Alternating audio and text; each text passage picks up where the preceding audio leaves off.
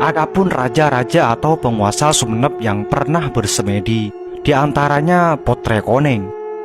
Potrekoneng merupakan putri dari pasangan Raden Ayu Retna Sarini dengan Wagung Rukyat alias Pangeran Secadiningrat II. Darah raja ini mengalir pada sosok Potrekoneng. Ia masih cucu dari Pangeran Netap Raja atau Pangeran Bukabu. Sebab Ibunda Potrekoneng merupakan putri dari raja yang berkuasa di kawasan desa Bukabu, Ambunten. Dalam babat Songenep dikisahkan bahwasanya Potrekoneng adalah putri keraton yang sering melakukan tirakat atau semedi, terutama yang masyhur pernah melakukan tirakat di Gua Payudan, di desa Payudan Daleman, Kecamatan Gulu-Gulu, Kabupaten Sumenep. Ada pula sebuah legenda tentang kisah asmara sang putri dengan sosok penguasa di Pulau Sepudi, yakni Adipodai. Yang kedua, Joko Tole. Joko Tole merupakan putra dari Potrekoneng dengan Adipodai. Menurut legenda, perkawinan antara Adipodai dengan Potrekoneng itu lewat mimpi atau kawin batin. Saat sang putri sedang bertirakat, tiba-tiba dikejutkan dengan secercah sinar yang membuat perut Potrekoneng hamil. Pada akhirnya lahirlah tokoh yang melegenda dan namanya harum di negeri Majapahit tersebut. Setelah cukup dewasa, berkat perjuangan dan keberhasilannya di tanah Majapahit, Joko Tole dinikahkan dengan putri Raja Prabu Kertabumi Brawijaya V yang bernama Raden Ayu Dewi Retnadi. Selain itu, Joko Tole pun diberi gelar Raden Arya Kuda Panole dan berkuasa di Sumenep antara tahun 1415 sampai 1460 Masehi dengan gelarnya Secadiningrat III. Yang ketiga, Pangeran Jimat.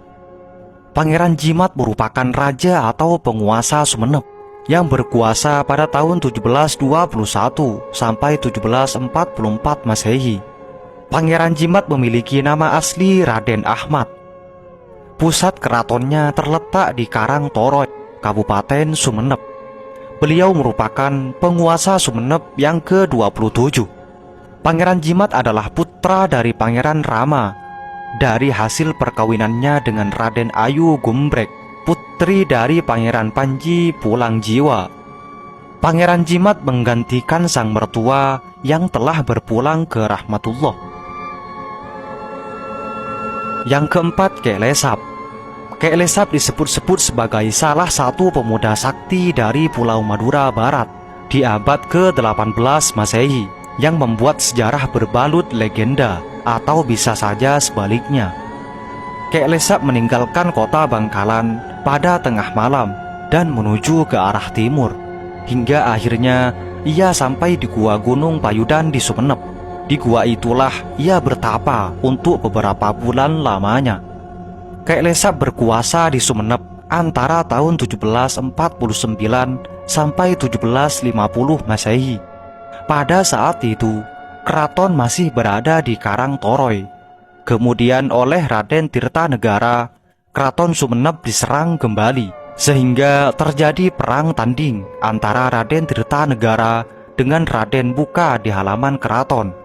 Pada perang tersebut, Raden Buka terkena tombak di bagian lambungnya, sehingga menghembuskan nafas terakhir.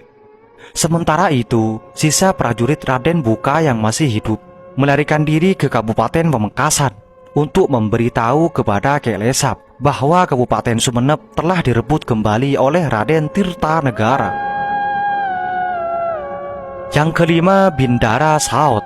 Bindara Saud berkuasa di Kabupaten Sumenep antara tahun 1750 sampai 1762 Masehi. Keberadaan keraton yang awalnya berada di Karangtoroy kemudian dipindah ke Pajagalan. Beliau bergelar Kanjeng Tumenggung Tirtanegara. Bindara Saud merupakan penguasa Sumenep dinasti terakhir. Setelah Bintara Saud wafat, tampuk kepemimpinan keraton Sumenep diganti